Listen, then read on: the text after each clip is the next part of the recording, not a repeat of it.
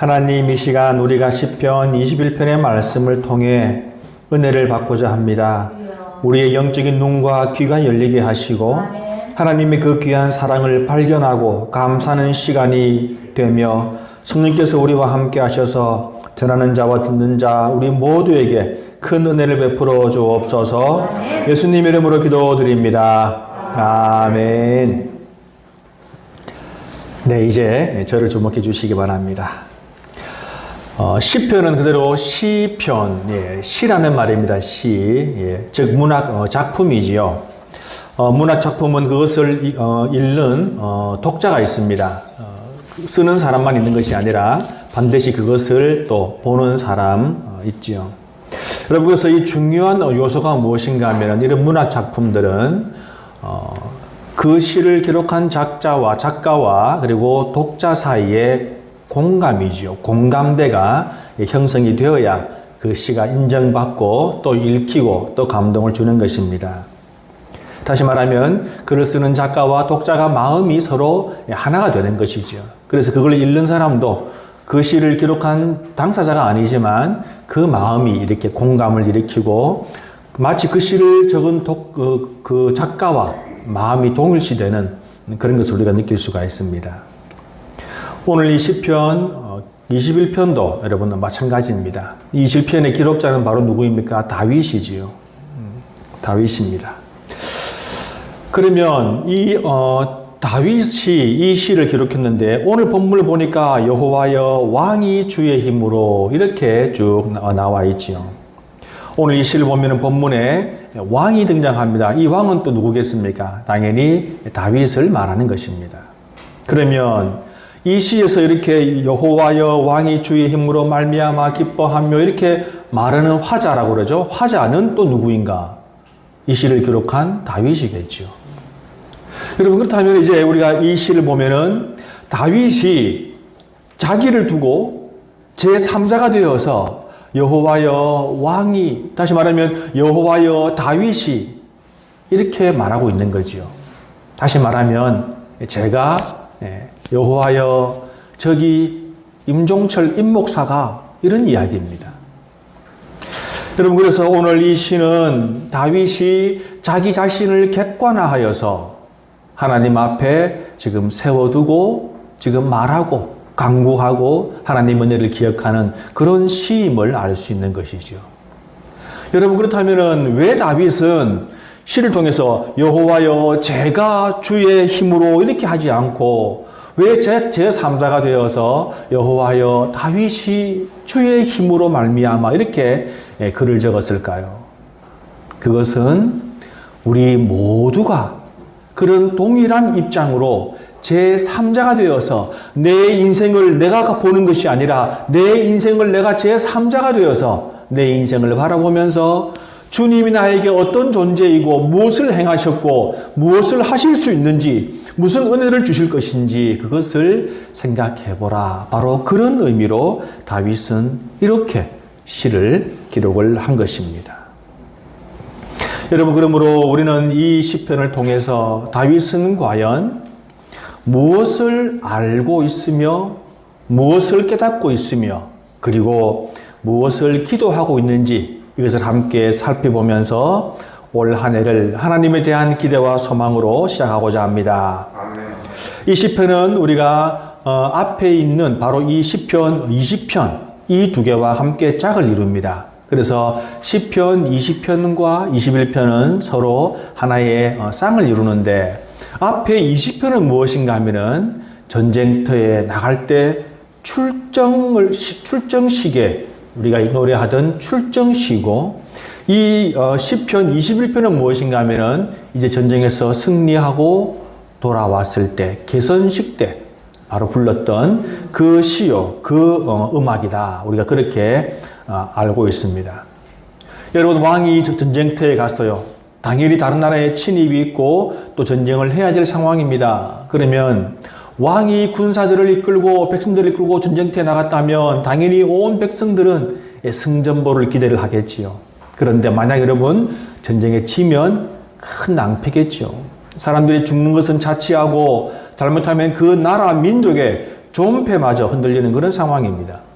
그런데 전쟁터에 나갔던 왕이 승전보를 전해오고 이제 개선장군이 되어서 이제 돌아오는 그런 때입니다.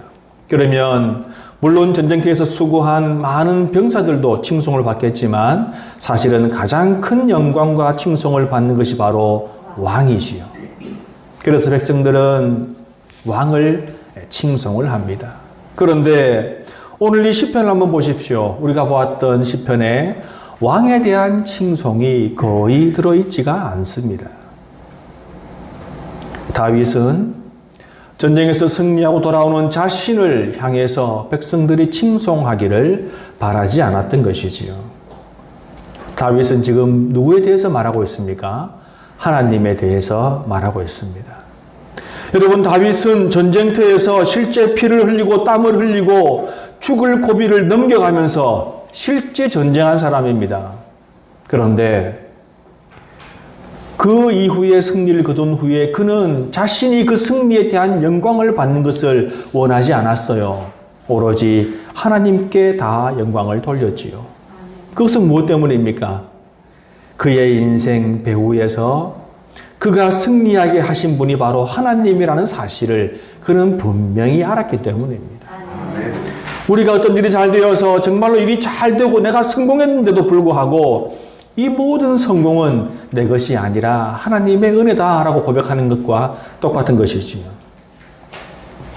그것은 다윗이 광야에 있을 때도 마찬가지였습니다. 광야에 있을 때 힘들고 어렵고 괴롭고 정말 죽을 위기를 넘기는 그 순간에도 그는 자신의 인생의 배후에 하나님이 있다 하는 그것을, 그 믿음을 놓지 않았던 것입니다. 여러분, 이것은 대단한 큰 의미를 주지요. 우리가 잘 될 때, 무엇인가 성공하고 나에게 큰 유익이 있을 때, 그때 하나님께 영광 돌리기는 얼마나 쉽습니까? 그런데 내 마음대로 되지 않고 내 인생이 이상한 쪽으로 흘러가고 어려움과 고난이 끝이지 않고 그런 상황에서 그래도 나에게는 하나님이 있어, 그렇게 고백하기는 쉽지가 않습니다. 여러분, 우리가 다윗의 시에서 얼마나 많이 은혜를 받습니까? 다윗은 그 광야에서 먹을 것이 없어서 빌어먹는 그런 상황에서도 하나님에 대한 믿음을 끊이지 않았지요. 여러분, 그래서 다윗이 다윗인 겁니다. 다윗은 지금 이 시를 통해서 자신의 그 승리에 대해서 모든 백성들이 나를 보지 말고 하나님을 봅시다. 나를 승리하게 하신 분은 바로 하나님이십니다. 그래서 모든 승전가를 하나님을 향해서 지금 보내고 있는 그런 상황인 것이지요. 우리 성도 여러분, 우리도 마찬가지입니다. 올 한 해도 우리가 2021년을 힘겹게 지내왔습니다. 그런데 올 한 해라고 뭐가 달라지겠습니까? 여러분, 장담하건대 올 한 해도 2022년도 우리에게는 살아가면서 때로 승리도 오겠지만 때로 실패도 오고 기쁜 순간도 있겠지만 슬픈 순간도 있을 것입니다. 이런저런 일을 많이 겪어가면서 사는 것이 우리의 인생 아닙니까? 그러나 분명한 것은 우리의 시선을 그 승리와 실패와 기쁨과 슬픔에 두면 우리는 흔들릴 수밖에 없다는 거예요. 그러나 우리의 시선을 하나님께 두어야 합니다. 하나님께 두면 바로 그것이 이 다윗이 승리한 것과 마찬가지로 그런 승리를 우리에게 가져다 줄 것입니다.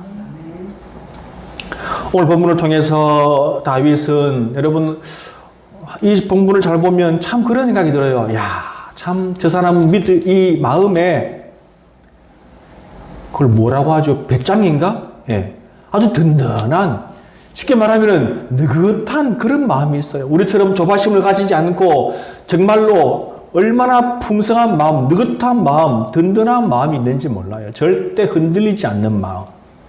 바로 무엇입니까? 하나님을 보는 그의 관점이죠.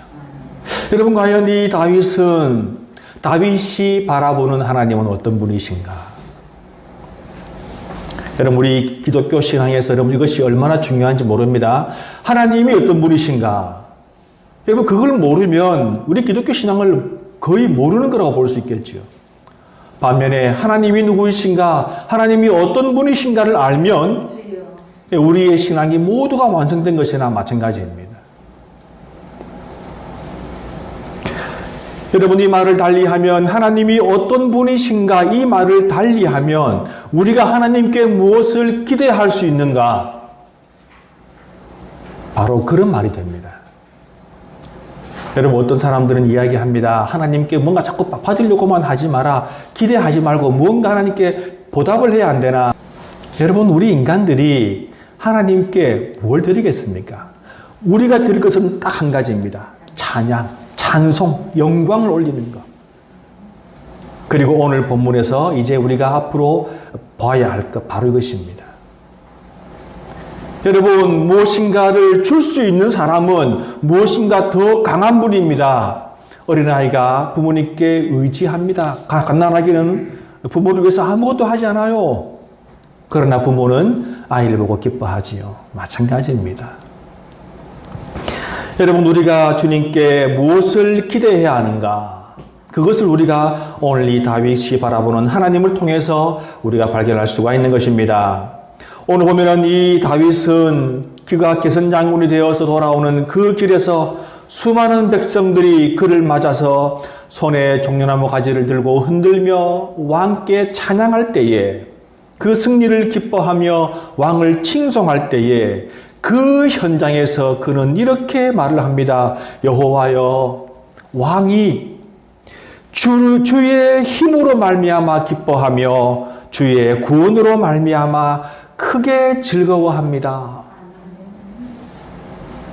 지금 자기 자신을 객관화해서 다윗이 자기에게 뭐라고 말합니까? 주의 힘으로, 주의 구원으로 말미암아서 기뻐합니다. 우리가 이 구절에서 우리가 알 수 있는 것이 무엇입니까? 하나님은 어떤 분이십니까? 우리가 기뻐하고 즐거워하는 삶을 살기를 원하시는 분이에요. 아멘. 여러분, 우리 인생이 어렵다고 해서 하나님은 고난을 좋아하시는 분인가? 내가 어렵게 사는 것을 바라시는 분인가? 아니요. 그렇지 않습니다. 하나님은 우리가 기뻐하고 즐거워하는 것을 원하시는 분이십니다. 그리고 전쟁에서 승리하고 그 기쁨과 즐거움을 누리기를 바라시는 분이시지요. 아멘. 그러면 이런 의문을 던질 수 있습니다. 그러면 아예 전쟁터에 나가지 않게 하시면 안 되나? 전쟁터에 나가서 승리하고 기뻐하는 것이 아니라 아예 전쟁을 하지 않도록 하면 어떨까? 그것이 더 큰 사랑과 은혜가 아닐까? 그렇지가 않습니다. 우리 인생에서 피할 수 없는 것이 바로 이 전쟁이지요. 죄악과 싸우고 영적인 시험과 싸우고 경제적인 어려움과 싸워야 하고 건강과 싸우고 시도 때도 없이 찾아오는 고난이나 혹은 성공이라는 그 시험과도 싸워야 하는 것입니다. 이 싸움은 피할 길이 없어요. 어떤 사람은 사람들을 피해서 깊은 산속에 가서 혼자 사는 사람들도 있지요. 그러면 모든 싸움에서 자유로울까요? 아니요. 그럴 리가 없습니다. 지금 그럼에도 불구하고 다윗이 지금 하나님을 칭송하는 것은 자신에게 싸움이 없어서 칭송하는 것이 아니라 이 싸움에서 주님께서 힘이 되어 주시고 구원이 되어 주셨다는 것, 그것을 지금 칭송하고 있는 것이지요. 올 한 해 우리에게도 주님께서 힘이 되어 주시고 구원이 되어 주실 줄 믿습니다. 아멘. 다윗은 또 이렇게 말합니다. 하나님, 저 다윗의 소원을 다 들어주셨으니 정말 감사합니다. 지금 다윗은 우리가 보기에는, 어떤 사람이 보기에는 정말로 밑도 끝도 없는 그런 무한 신뢰를 보내고 있지요. 이 말은 달리 말하면 제가 하는 모든 소원에 주님 다 응답하시니 감사합니다. 아멘. 여러분, 다윗은 분명히 알고 있습니다. 무엇을 확신하고 있습니까? 다윗은 자신의 기도를 절대 거절하지 않는 분이라는 것. 하나님은 다윗의 기도를 절대 거절하지 않는 분임을 그는 분명히 믿고 확신하고 있기 때문에 지금 이렇게 여유 있게, 느긋하게, 단호하게 그렇게 지금 말할 수 있는 것입니다. 저희 집의 아이들은 무슨 일이 있으면 엄마 아빠한테 전화하죠. 네. 꼭 전화 옵니다. 자기가 해결하기 어려우면 전화가 옵니다. 왜 전화합니까? 자기의 전화를, 자기의 어려움을 절대 모른 척할 리가 없는 사람들이거든요. 그래서 전화하는 겁니다. 우리는 열일을 다 제쳐놓고 달려가지 않습니까? 그런데 하나님을 믿는다는 우리는 왜 하나님께 전화하지 않을까요? 우리 성도님들은 하나님께 전화를 자주 하십니까? 언제 하셨습니까? 오늘 아침에도 통화를 하셨는가요? 성도 여러분, 우리의 소원을 우리가 바라는 것이 있다면, 나에게 필요한 것이 있다면 하나님께 아뢰시기 바랍니다. 아멘. 절대 거절하지 않으시는 하나님께 아뢰십시오. 하나님은 우리 아버지시니 아버지를 믿고 전화하십시오. 그리고 소원을 이루어 주실 것을 믿고 주님 앞으로 나가십시오. 아멘. 오늘 본문의 3절에서부터 6절을 보면 다윗은 그 이외에도 많은 것을 하나님께 받은 은혜를, 하나님 주실 사랑을 언급을 하고 있지요. 그래서 주님께서 자기에게 주신 아름다운 복, 즉 선하고 나에게 유익한 그런 복들, 그리고 자신이 왕이 되게 해주신 것을 또한 감사하고 있습니다. 그리고 더불어 생명과 구원을 주시며 존귀와 위엄을 주신 하나님, 그런 것을 허락하신 분께 감사의 찬양을 하고 있지요. 다윗이 얼마나 하나님을 온전히 믿고 있는지 그것을 잘 보여주고 있습니다. 성도 여러분, 우리들에게도 이런 신앙이 필요합니다. 하나님은 내 편이시다. 아멘. 나는 온전히 하나님께 속한 사람이다. 여러분, 이런 확신이 우리를 더욱 강하고 굳건하게 할 줄로 믿습니다. 아멘. 다윗의 이런 확신은 이제 8절 이하에서 더욱더 잘 드러나 있지요. 8절부터 12절까지 말씀을 쭉 읽어보면 여기에서 다윗은 한마디로 이렇게 말하고 있습니다. 나의 적은 곧 하나님의 적이다. 하나님이 나의 편이시니까 내 적은 곧 하나님의 적이라는 것입니다. 그러니 내가 적과 싸우고 있을 때 하나님도 함께 싸우고 계신다는 것. 아멘. 그것을 다윗은 지금 믿고 있는 것입니다.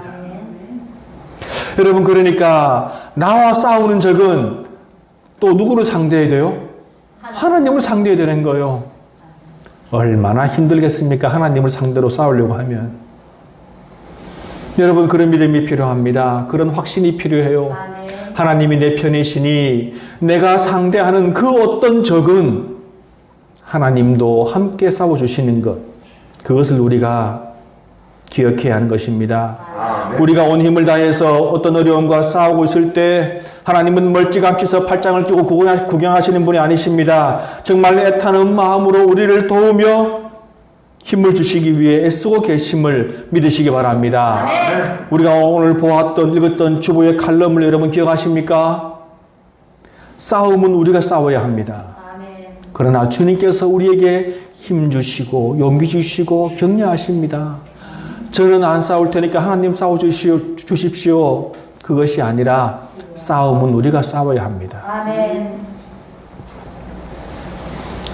우리 사랑하는 성도 여러분, 올 한 해도 어떤 시련이나 어려움이 와도 두려워하지 마시기 바랍니다. 그리고 하나님과 함께 싸우시기 바랍니다. 그리고 승리하시기를 축원합니다. 자, 이제 그러면 다윗은 대체 어떤 근거로 이렇게 하나님에 대한 깊은 신뢰를 보이고 있는가? 아니, 하나님이 나를 도와주실 것이다. 그런 믿음을 흔들리지 않고 유지할 수가 있는가? 다윗은 어떻게 이렇게 하나님에 대해서 잘 알고 많은 은혜를 베풀어 주실 것을 믿고 확신하고 있는가? 참 우리가 궁금하기도 합니다. 그런데 바로 여기에 대한 답이 7절에 있습니다. 우리 7절을 함께 봉독합니다. 7절입니다. 우리 함께 읽습니다. 시작. 왕이 여호와를 의지하오니 지존하신 이의 인자함으로 흔들리지 아니하리이다. 아멘. 여러분 말씀을 한번 다시 잘 보십시오. 왕이 여호와를 의지하오니 이 왕은 다윗이며 동시에 우리들입니다. 왕이 여호와를 의지하오니 여러분 그것은 무엇입니까? 인과관계지요. A 하니까 B 한다. 무엇이니까 무엇이다. 그런 말입니다. 왕이 여호와를 의지하오니 다윗이 여호와를 의지하오니 우리가 여호와를 의지하오니 내가 여호와를 의지하오니 지존하신 이의 인자함으로 흔들리지 아니하리이다. 중간 부분을 제외하면 바로 연결할 수도 있지요. 왕이 여호와를 의지하오니 흔들리지 아니하리이다. 여러분 중요한 것이 무엇입니까? 여호와를 의지하오니. 아멘. 여기서 이 의지한다는 것은 잠시 그를 믿는다는 그런 것이 아니라 원어를 분석해 보면 제가 이렇게 원어 말하는 걸 잘 별로 안 좋아해서 원어를 말씀드리지 않지만요. 그 원어는 무엇인가 하면은 과거부터 지금까지 그리고 앞으로 쭉 지속적으로 이 말입니다. 지속적으로 의지를 한다는 거지요. 그렇게 지속적으로 계속 진행되는 그 의지, 그 상황입니다. 여러분 여기서 말하는 여호와를 의지하오니라고 말할 때 그 의지는 무엇입니까? 신뢰이지요. 신뢰. 다시 말하면 믿는다는 것입니다. 믿음이죠. 바로 믿음. 여러분 믿음이 무엇인지 아십니까? 우리가 하나님을 믿는다. 나는 신앙을 가지고 있다. 나는 믿는 사람이야. 여러분 그렇게 말할 때 그 믿음이 어떤 믿음인지 아십니까? 하나님의 존재를 믿는 건요? 아니요. 그 이상이죠. 여러분 정말로 믿는다는 것은 믿지 못할 상황인데도 불구하고 믿는 것을 말합니다. 아니 분명히 믿지 못할 거야. 누구라도 그 상황이면 믿지 못할 거야 라는 바로 그 상황에도 믿음을 놓지 않는 것. 여러분 그것이 바로 오늘 이 본문에서 말하는 믿음입니다. 신뢰입니다. 의지입니다. 아멘. 여러분 이미 다윗은 그것을 경험하지 않았나요? 여러분 원수가 나를 죽이려고 쫓아오는데 10년 동안 도망칩니다. 10년이 넘게. 한 1년쯤은 견딜 수 있겠지요. 제발 저 원수가 좀 어떻게 안 죽나? 왜 저렇게 나를 죽이려고 할까? 2년, 3년, 4년, 한 5년째 가면 이제 지치겠죠. 탈진하겠죠.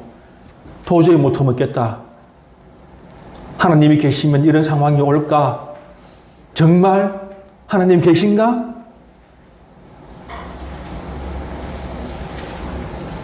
이미 다윗은 여러분 그 기간을 넘은 사람, 그 시험을 통과한 사람 아닙니까? 여러분 우리에게 이렇게 극심한 고통이 10년 동안 온다면 과연 우리는 믿음을 유지할 수 있을까요?